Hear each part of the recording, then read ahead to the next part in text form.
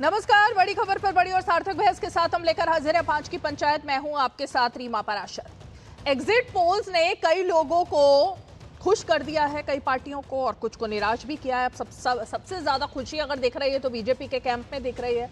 लेकिन ये सिर्फ एग्जिट पोल्स के नतीजे ही नहीं है जो ऐसा कुछ कह रहे हैं।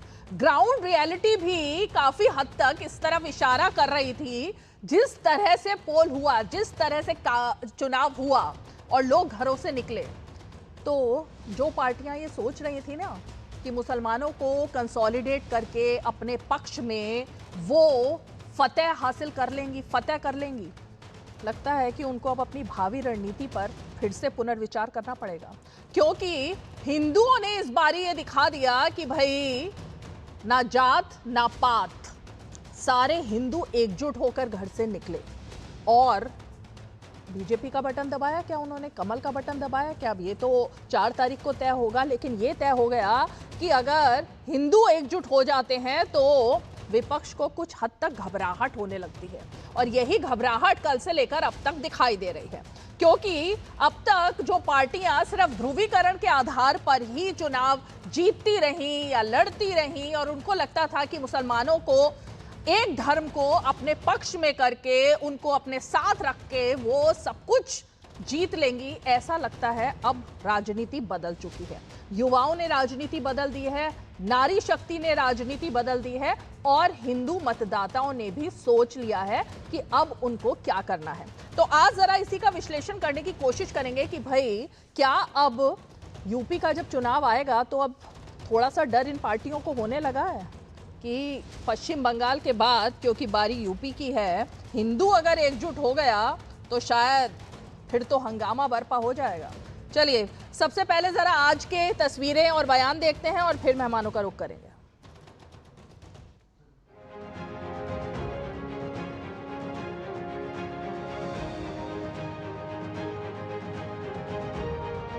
स्वतंत्र भारत का इतिहास ऐसा चुनाव पश्चिम बंगाल की जनता को भी देखा नहीं है। इस चुनाव परिवर्तन के चुनाव था, सिर्फ एक सरकार की परिवर्तन नहीं, एक नेता की परिवर्तन नहीं, मुख्यमंत्री का परिवर्तन नहीं, वो पश्चिम बंगाल की जो गरिमा, जो अस्मिता, उसका जो संस्कृति, उसका व्यापार, उसका शिक्षा, जो तृणमूल कांग्रेस ने खत्म कर दिया था, उसे वापस लाने के लिए परिवर्तन कर 2021 में आपकी बार 200 बार हार के चले गए, 100 भी नहीं मिला, 77 मिला। तो इस बार फिर आया, इसीलिए इस बार बहुत कंपल्शन है। इस बार बोल रहा है एबर ना तो नेवर। तो ये वाला बोल रहे हैं, और 23 को भी बोले। ये जो 13% एक्स्ट्रा वोट हुआ, ये एंटी इनकम्बेंसी के लिए है, हम आ रहे हैं बहुत, ये इम्पेटस देने के लिए, उसका पार्टी वर्कर को इम्पेटस देना है ना, मोदी जी को, अमित शाह जी को, इसीलिए वो बोल।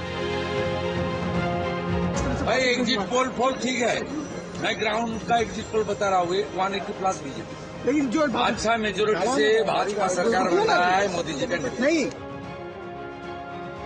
ये बंगाल की जनता, जिसको कुछ बहुतों को आपने वंचित किया वोट देने से, और जो वोट देने गए थे उन पर जिस तरीके का आचरण हुआ, अपमान हुआ है, ये सब का जवाब 4 मई को अब देखिए। एग्जिट पोल्स तो बाजार तो गर्म करना है, ऐसे एग्जिट पोल्स हम लोग पहले भी देखे।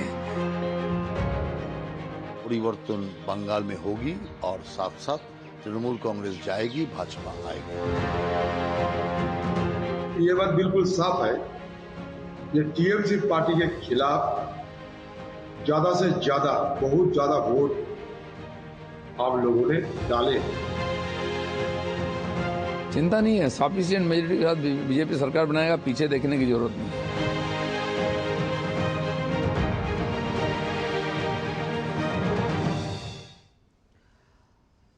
तो अब से कुछ ही समय पहले ममता बनर्जी ने एक एक्स पोस्ट किया है कि हम सरकार बनाने जा रहे हैं, और जो उनका स्लोगन है मां माटी मानुष, ये भी उन्होंने उसमें बोला है और कहा है मां माटी मानुष की सरकार हम यानी तृणमूल कांग्रेस फिर से बनाने जा रही है। तो एक तरीके से उन्होंने एग्जिट पोल्स को पूरी तरह से धराशाही कह दिया है और ये कह दिया है कि कुछ भी हो जाए हम सरकार बनाएंगे, जॉय बांग्ला, ये भी उन्होंने बोला है। तो चलिए शुरुआत इसी से करते हैं। खास मेहमान हमारे साथ जुड़ गए हैं स्टूडियो में। हमारे साथ आज रवि त्रिपाठी जी जुड़ रहे हैं, प्रवक्ता भारतीय जनता पार्टी के। हमारे साथ शुभंकर भट्टाचार्य जी जुड़ रहे हैं, जो कि राजनीतिक विश्लेषक हैं लेकिन पक्ष रखेंगे तृणमूल कांग्रेस का। साथ ही हमारे साथ निखिल जैन भी जुड़ रहे हैं, जो कि राजनीतिक विश्लेषक हैं। अरविंद कुमार वाजपेयी जी हमारे साथ जुड़ रहे हैं, सीनियर वाइस प्रेसिडेंट हैं RLM के। आप सभी का स्वागत है। लेकिन रवि त्रिपाठी जी, अब कोई क्रिएशन आप ही से, ये जो ममता बनर्जी ने पोस्ट लिख दिया है, और मतलब लिखा नहीं है, उन्होंने अपनी आवाज में उसको बोला भी है और कहा है कि मां माटी मानुष की सरकार फिर से बंगाल में बनने जा रही है। पहले शुरुआत करूंगा कि आप कह सकते हैं बयान पर कि हुजूर आते आते बहुत देर कर दी। तब तक एग्जिट पोल आ चुका है, लोगों को पता चल चुका है कि बंगाल में क्या होने वाला। देखिए, माँ माटी मानुष जो नारा 2011 का था, आज की डेट में वो पूरी तरह से धुल गया है। अगर आप देखें तो एक भी चीज़ पर खरे नहीं उतर रही हैं। माँ का अपमान हो रहा है वहाँ पे, माटी में कुछ नहीं बचा है। माटी को पूरी तरह से कहीं ना कहीं बदनाम कर दिया गया। आज बंगाल की माटी से सारे लोग बाहर निकल के जा रहे हैं। बेरोजगारी अपने चरम पर है। सारी इंडस्ट्री, लगभग 8,500 इंडस्ट्री वहाँ से छोड़ के भाग गई हैं। 21,000 यूनिट इंडस्ट्री की बंद हो चुकी है। स्कूल सारे बंद हो चुके हैं। और मानुष, आप जानते हैं मानुष का क्या हाल है। मानुष का यह हाल है कि उनके साथ गुंडों का जो इस्तेमाल किया जा रहा है, गुंडे जिस तरह से मारपीट करें। संदेश खाली की घटना देख लीजिए, महिलाओं के साथ अपमान वाला हो, चाहे आरजी कर की घटना हो, चाहे तमाम ऐसी घटनाएं। 250 लोग हमारे कार्यकर्ता 2014 से लेकर अभी तक मारे गए हैं पॉलिटिकल हिंसा में। तो क्या मानुष की स्थिति है? मानुष को डराया जा रहा है, मारा जा रहा है। आप लगातार देख रही हैं गुंडों का जो वहां आतंक है, जिस तरह से क्लब जो चलता है सिस्टम। 44,000 गांव है और 43,000 क्लब है, और हर क्लब में कम से कम 10 से 12 गुंडे लगातार बैठे रहते हैं और वही पूरे इलाके को मॉनिटर करते हैं। तो उस गुंडाइज्म को खत्म करना है। अमित शाह जी ने कहा है, गृह मंत्री ने, कि 4 तारीख के बाद इन गुंडों को उल्टा करके सीधा किया जाएगा। वो तो आपका स्लोगन भी था, 4 मई दीदी गई। लेकिन शुभंकर भट्टाचार्य जी, ठीक है, एग्जिट पोल को मानना ना मानना, जाहिर तौर पर ये होता ही है कि जो पार्टी जिसके फेवर में एग्जिट पोल्स आते हैं वो खुश होती है, जिसके खिलाफ आते हैं वो एग्जिट पोल्स को कहते हैं कि भाई ये तो गलत है, हम इनको मानते ही नहीं। ना मानना मानना वो आपके हाथ में है। लेकिन इस बार हिंदू वोट जिस तरह से कंसोलिडेट हुआ है, आपको क्या लगता है वो किसके फेवर में गया होगा? नहीं, मैं एक बात बड़ा मैं ताजुब करता हूँ। मतलब ये तो बात आप लोगों ने एकदम से मान लिया कि ममता बनर्जी को एक भी हिंदू वोट तो मिलता नहीं। मैं तो आप ही से पूछ रही हूँ, मैंने कहा माना है। नहीं, मैं तो उसी बात को कह रहा हूँ। आप सुन लीजिए, अभी तक आपने सुना ना, बीजेपी के वो तो बोलते रहे एक साथ, तो आप सुन लीजिए थोड़ा सा, उसके बाद आप मना कर दीजिएगा, मेरी बात को खारिज कर लीजिएगा। नहीं, बोलिए बोलिए। तो क्या है कि देखिए, ये तो एक परसेप्शन फैला दिया गया। परसेप्शन ये है कि भाई सिर्फ मुस्लिम वोट से ये हो रही है। अब कम से कम 4 तारीख को और कुछ हो ना हो, एक बात तय हो जाएगी कि अगर ममता दीदी जीतती है, चलिए ठीक है, अगर बीजेपी जीतती है तो हिंदू वोट कंसोलिडेट हुआ, मान गए। लेकिन अगर ममता बनर्जी जीतती है तो तब क्या आप लोग ये बात मानेंगे कि अब तो भाई मैक्सिमम मुस्लिम वोट्स को डिलीट किया गया? तो तब तो अब जो जीत हुई है वो तो हिंदू वोट से हुई होगी। उसका मतलब है कि हिंदू वोट से ममता बनर्जी भी जीत जाएंगे। परसेप्शन एक तो और भी है। यही चीज है जिस चीज को मौका देंगे तो मैं बताऊंगा परसेप्शन क्या है आपके बारे में, आपकी पार्टी के बारे में। 5700 करोड़, 5,700 करोड़ आप मदरसा के लिए बजट अलॉट करते हैं, और सिर्फ 900 करोड़ आप नॉर्थ बंगाल के लिए देते हैं। तो ये परसेप्शन आपका चिपका हुआ है। आप तो हुमायूं आपके साथ है, जहांगीर आपके साथ है, तो बंगाल को समझने वाले शाहजहां आपके साथ है। पता नहीं कम से कम उतना शिष्टाचार रखते हैं, क्योंकि बंगला व्यक्ति जो होता है ना, वो बंगाली व्यक्ति में कुछ होना जरूर होता है। तो और ये तो शिष्टाचार है नहीं कि मैं आपको पूरा वक्त दूं, आप मेरे को सुने ना। बोलिए ना, लेकिन आपको टोकूंगा ना जब आप परसेप्शन की बात करेंगे तो आपको ऐसा नहीं है कि आपको झूठ बोले और बोलते रहने दिया जाए। अच्छा, एक एक करके बात करते हैं। ठीक है, एक एक करके बात करते हैं। आप कंप्लीट करो पहले जल्दी से, शुभंकर जी। नहीं, मेरा हो गया, उनको बोलने दी, उनका चैनल बोलने दी। उनका चैनल का क्या मतलब है भाई? ये चैनल अब आप लोग ना फिर इस पर उतर आते हो, ये गलत बात है। बंगाल में चलाते ये तरीका ठीक नहीं होता है। बंगाल में चैनल को चलाते हैं, मीडिया को अभी तो शो शुरू हुआ है, इस पर उतरना ठीक नहीं है। ठीक है, अब कोई किसी के बीच में नहीं बोलेगा, सब अपनी अपनी बारी में बोलेंगे। शुभंकर जी जल्दी से कंप्लीट कीजिए 10 सेकंड में आप। नहीं, मेरी बात जो है वही मैंने अपनी बात कंप्लीट कर ली है। मेरी बात यही है कि अगर 4 तारीख को अगर दीदी जीतती हैं तो क्या आप इस बात को अब तो मानेंगे कि भाई अब हिंदू वोट से जीती हैं? इसका मतलब है कि जो मुसलमान तुष्टीकरण बार बार जो लाया जाता था वो अब कुछ नहीं था, वो एक छलावा था, वो सिर्फ एक जो है एक कथनी बनाई गई थी और इसके अलावा कुछ नहीं था। ठीक है रवि जी, अब जीत दीजिए, इसका जवाब दीजिए। नहीं, मुस्लिम तुष्टीकरण के एग्जांपल्स मैं बताना चाह रहा हूँ। 2 बड़े एग्जांपल्स हैं। पहला मैंने कहा कि जो बजट होता है, एलोकेशन वहाँ होता है 5700 करोड़, 5700 करोड़ का एलोकेशन किसके लिए है? तो सिर्फ और सिर्फ मदरसों के लिए किया जाता है, और सिर्फ 900 करोड़ बजट अलॉट किया जाता है नॉर्थ बंगाल के लिए। और दूसरा एग्जाम्पल देना चाहता हूँ कि फरहाद हकीम जो मेयर हैं आपकी पार्टी के, टीएमसी के, दोनों राजनीतिक विश्लेषण का पूछना चाहूंगा। उन्होंने कहा कि 50% आबादी आने वाले समय में बंगाल में उर्दू बोलेगी। कैसे हिम्मत हो गई इस आदमी की बोलने की? इस हिंदुस्तान में आदमी कह सकता है क्या कि 50% आबादी उर्दू बोलेगी? और ममता बनर्जी ने टोका क्या? आपको अच्छा लगा? बोलिए उस बयान के बारे में, क्या कहना चाहेंगे कि किस तरह से, क्या बयान है ये? धमका रहे हैं आप, मारना चाहते हैं, लोगों को कन्वर्ट करना चाहते हैं, और ममता बनर्जी चुप है। यही सवाल है, यही पोलराइजेशन है, यही सबसे बड़ा सवाल है। लेकिन अरविंद वाजपेयी जी, क्या जिनको जय श्री राम के नारे से दिक्कत हुई इस बार, आपने देखा कि जिस दिन जय श्री राम किसी ने बोल दिया तो उससे भी दिक्कत हो गई टीएमसी के लोगों को, तो क्या अब जिनको राम के नाम से दिक्कत होती है, जय श्री राम से दिक्कत होती है, हिंदुत्व से दिक्कत होती है, हिंदुओं से दिक्कत होती है, उन लोगों को अपनी रणनीति एक बार फिर चेंज करने की अब जरूरत आन पड़ी है? देखिए रीमा जी, सबसे पहले तो इलेक्शन कमीशन को साधुवाद देना चाहिए कि उनके अच्छे इंतजाम की वजह से, उनके पार्लियामेंट्री फोर्सेस को डिप्लॉयमेंट की वजह से वोटिंग प्रतिशत बढ़ा है, और ये लोकतंत्र के लिए अच्छा एक सगुन होता है कि फ्री एंड फेयर चुनाव है, लोग अपनी मर्जी से आके चुनाव डालें, भयमुक्त होकर डालें। तो ये तो इतिहास में दर्ज हो गया कि लोगों ने अपनी मर्जी से जहां भी वोट डाला होगा वोट डाला है। पहली बात तो ये। दूसरी बात, आपने हिंदू मुस्लिम वाली बात की। देखिए सवाल ये कि सब धर्मों का सम्मान करना चाहिए। ये तो हो नहीं सकता कि अगर रामनवमी पे राम के जुलूस निकलेगा तो आप उसको बैन कर देंगे, या दुर्गा पूजा का जो पंडाल लगता है उसके आप लगाने नहीं देंगे, या उसकी यात्रा नहीं निकालने देंगे। ये चीजें तो ठीक नहीं है। ये रिकॉर्ड की बात है कि हाईकोर्ट जाना पड़ता है कि दुर्गा पूजा के दिनों में जो शोभा यात्रा भी निकलती है, पंडाल लगते हैं, उसको ममता दीदी कैसे अपोज करती है, वहाँ की पुलिस कैसे तंग करती है। मुहर्रम का जुलूस निकलवाना था भाई साहब, तो कैसे सवाल है ना, मुहर्रम का जुलूस निकलवाना था उनको पहले तक पहुंचा हुआ है। तो सबने देखा जब करोड़ों रुपए निकलते थे लोगों के घरों से, चाहे टीचर स्कैम है, एम्प्लॉयमेंट का जो रिक्रूटमेंट स्कैम हुआ है वो भी सबने देखा है। सवाल ये कि 15 साल में ममता दीदी ने बंगाल को कहां पहुंचाया है, और ये हम कुछ कहें उसका कोई मतलब नहीं। वहां की जनता खुद भुक्तभोगी है। जनता इसीलिए निकल के आई है कि तुष्टीकरण वहां एक सीमा से बहुत ज्यादा आगे निकल गया था। ये अभी हमारे साथी ने बिल्कुल सही बताया कि कह रहे हैं 50% उर्दू वाले होने चाहिए। मतलब ये कहाँ का सेकुलरिज्म है? अपीजमेंट की भी एक सीमा होगी। मतलब बजट एक अलग से बना देंगे, 5700 करोड़ का है या 7000 करोड़ का है, ये अलग इशू है, लेकिन ये कैसे चलेगा? माइनॉरिटीज के लिए तो बजट होता है, वो सेंटर में भी होता है, लेकिन पर्टिकुलर कास्ट के लिए इमामों की तनख्वाह बढ़ा देंगे और पुजारियों को आप पूछेंगे। वाजपेयी जी, रीमा जी, नहीं, एक सेकेंड। हाँ ठीक है निखिल जैन, अब वो जो चुनावी हिंदू बनते हैं, इसका मतलब जो चुनाव में जनेऊ पहनते हैं उसके बाद उनको याद नहीं आती कि आखिर राम मंदिर के दर्शन करके आए, राम मंदिर बनने से उनको तकलीफ होती है, उस पर वो सवाल करते हैं, उन सबको जनता पहचानने लगी है।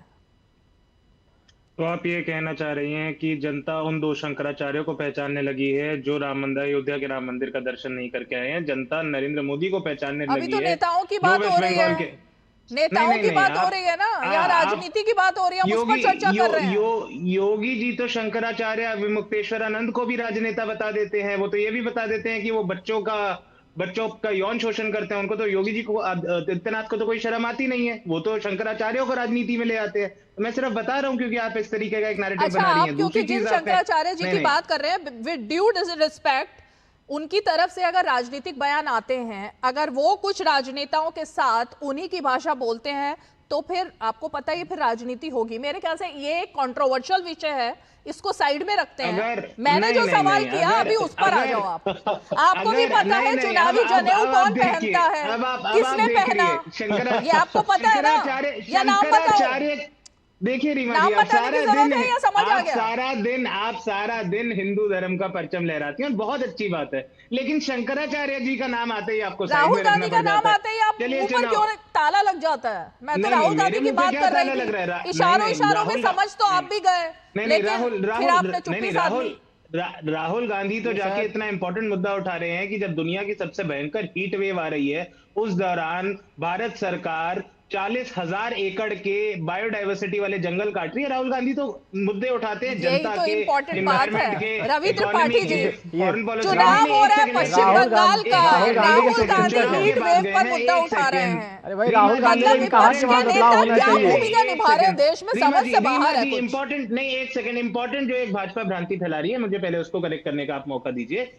नरेंद्र मोदी प्रधानमंत्री, अमित शाह गृह मंत्री जाके ये बोल रहे हैं कि ममता बनर्जी ने 5,500 करोड़ का मदरसों को बजट दे दिया। अब मैं निजीगत तौर से ममता बनर्जी से बहुत मुद्दों पे विरोध रखता हूं, लेकिन प्रधानमंत्री इस तरीके से झूठ नहीं फैला सकते। 5700 करोड़ माइनॉरिटी अफेयर्स डिपार्टमेंट का प्लस मदरसा भी है, प्लस मदरसा है, आप झूठ बोल रहे हैं। प्लस मदरसा है, माइनॉरिटी उसका बजट देखा आपने 2011 से लेकर आपने जो 47 करोड़ था उससे आज 10 टाइम से ज्यादा हो गया है। आप भी पढ़िए, डाटा पढ़िए, डाटा पढ़िए। माइनॉरिटी अफेयर्स किसके लिए जा रहा है? कोई हिंदुओं के लिए जा रहा है क्या? मंदिर के लिए जा रहा है क्या फंड?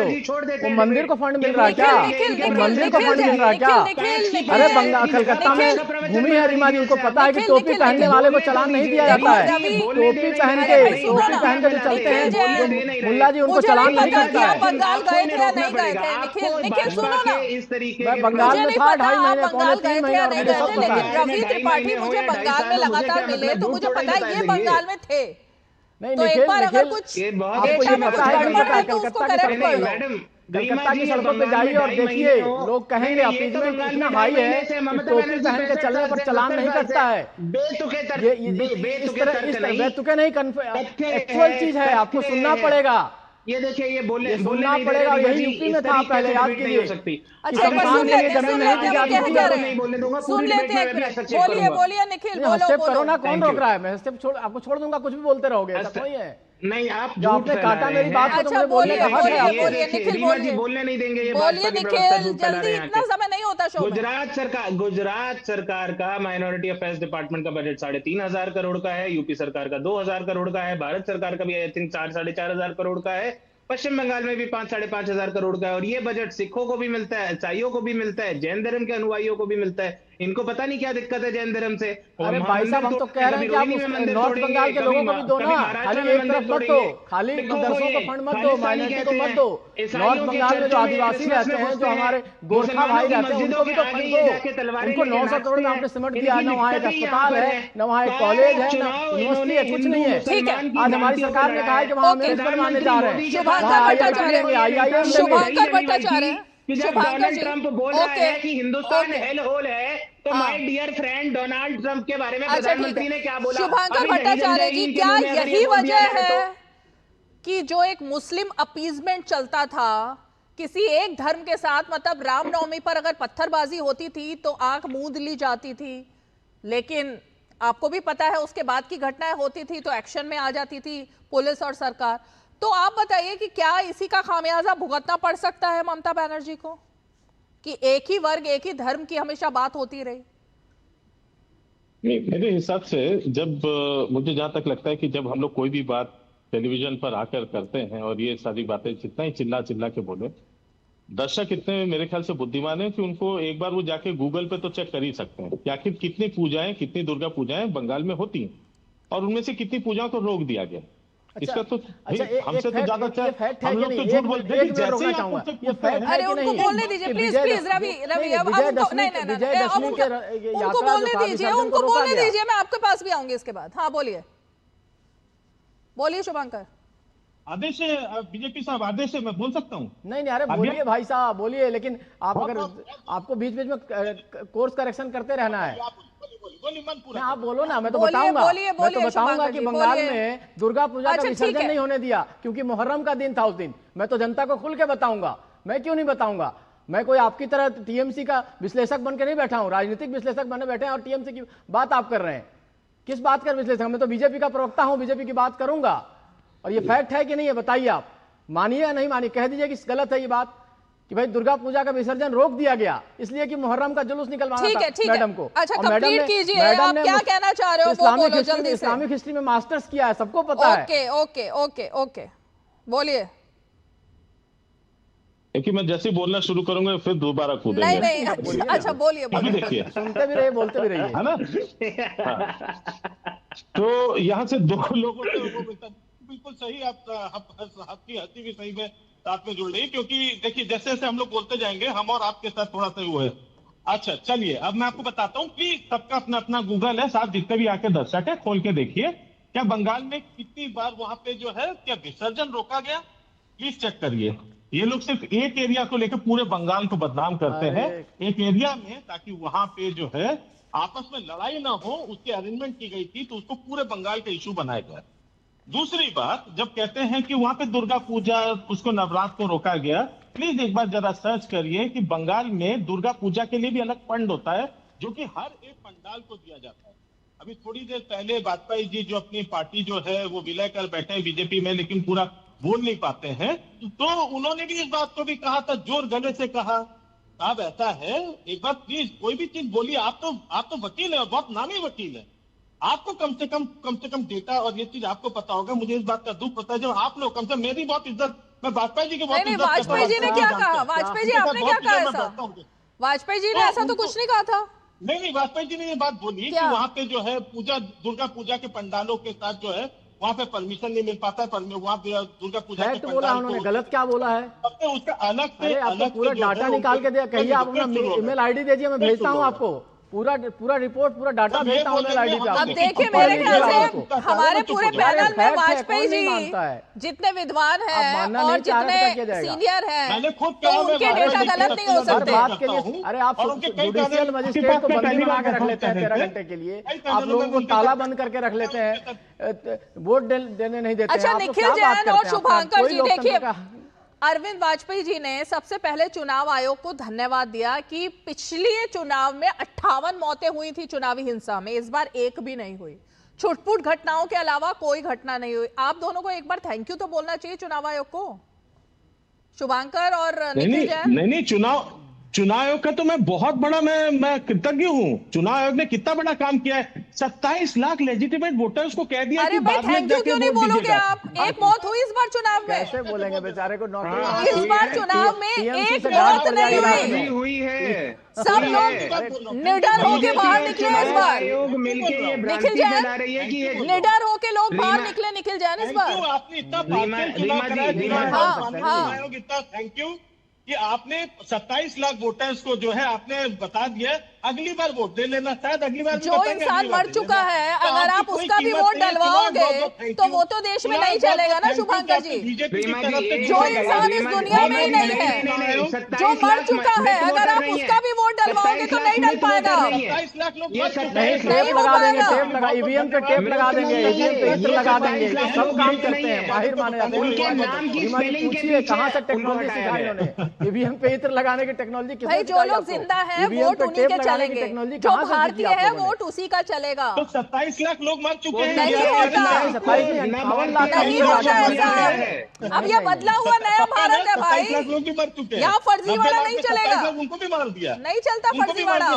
नहीं मरे नहीं है, उनको वोट में उनको। वाजपेयी जी बोलिए, वाजपेयी जी। एक सेकंड रीमा जी, आपने सवाल पूछा था तो एक सवाल का जवाब दे दूं। ये बहुत ना, जब से चुनाव चले हैं, मैंने सवाल नहीं पूछा, मैंने कहा थैंक यू बोल रहे हो क्या आप चुनाव आयोग को? अरे मैंने इतना थैंक यू बोला, आपने सुना नहीं, आपने चलाया भी ठीक से, मैंने तो थैंक यू बोला। रीमा जी, चुनाव आयोग और बीजेपी मिलके ये भ्रांतियां बहुत फैला रहे हैं कि पश्चिम बंगाल में इस बारी चुनाव में बिल्कुल भी हिंसा नहीं हुई, लेकिन उसी के साथ साथ बीजेपी आके आरोप लगाती है कि 77 जगह ईवीएम की टैंपरिंग हुई है। बीजेपी ये आरोप लगाती है कि हमारे मैंने मौतों की बात करोगे बताया नहीं जाएगा, 58 मौतें, मैंने मौत की बात हिंसा होती है क्या? चलिए, आप मौत की बात कर रही हैं तो मैं बता देता हूं, कांग्रेस के कार्यकर्ते हैं देवदीप भट्टाचार्य, 25 अप्रैल को उनको उनकी बीवी और उनके बेटे, 10 साल के बेटे के आगे मार मार के उनकी हत्या कर दी गई, और राजनीतिक हिंसा ही थी ये, और इस पे चुनाव आयोग कुछ नहीं रोक पाई। बीजेपी आके कहता है कि टेप लगी हुई है ईवीएम पे, 77 जगह ईवीएम की टैंपरिंग हो रही है। हम विजुअल्स देख रहे हैं कि कैसे टीएमसी की प्रत्याशी की गाड़ी पे भी पथराव हुआ है, बीजेपी की प्रत्याशी की गाड़ी पे भी पथराव हुआ है। ठीक है, एक क्विक रिएक्शन अरविंद वाजपेयी और फिर रवि त्रिपाठी, समय नहीं है मेरे पास। अरविंद जी जल्दी से ओके, 10 सेकंड दोनों को। अरविंद जी देखिए रीमा जी, जहाँ तक 27 लाख वोटों पे ज्यादा जोर डाल रहे हैं, लेकिन एक बात ये बोल रहे हैं कि सुप्रीम कोर्ट ने इलेक्शन कमीशन के एक एक स्टेप की चेक किया है। घंटों घंटों दिनों बहस हुई है हर बात। सुप्रीम कोर्ट को भी बहुत 27 लाख के वोट क्यों कटे? 27 लाख के वोट इसलिए कटे कि उसमें सीरियस डिस्क्रिपेंसीज हैं। आप पासपोर्ट बनाने जाएंगे, अगर नाम की भी डिस्क्रिपेंसी है तो पासपोर्ट नहीं बनेगा। डिजिटल जमाना है, लोड नहीं होगा, अपलोड नहीं होगा आपका। नहीं, आप सुनेंगे सच्चाई। कोर्ट पे भी अगर आप यकीन नहीं रखेंगे, माफ करना, तो लोकतंत्र पे कैसे यकीन रखोगे? फाइनल कमेंट जहाँ तक ईवीएम टेम्परिंग का सवाल है ना, अगर टेम्परिंग होना ठीक है। 5 राज्यों में रीमा जी चुनाव था, बाकी जगह तो कोई दिक्कत नहीं, बंगाल में क्यों दिक्कत हुई? बंगाल में प्रोसेस को डिले किया है, जहां में सरकार की तरफ से डिले किया गया है, जुडिशियल मजिस्ट्रेट को बंधक बनाया जा रहा है। कहीं ना कहीं देखिए जो गुंडागर्दी है वो खत्म होने वाली है। ठीक है, और विकास के नाम पर, मोदी जी के नाम पर लोग वोट करेंगे, हमारे गारंटी पर वोट करेंगे और हम चुनाव जीत करा रहे हैं। ठीक है, अब 4 मई का इंतजार है। देखिए 4 मई को अब जो भी नतीजे आते हैं वो बहुत ही अहम होने वाले हैं, क्योंकि एक साल था 1977 और एक साल था 2011 और एक साल है 2026। अगर इतिहास रचना है तो हो सकता है 2026 में ही बंगाल का इतिहास एक नया रचा जाए। चलिए 5 की पंचायत में आज इतना ही, कल फिर होगी मुलाकात। आप सभी का बहुत बहुत धन्यवाद।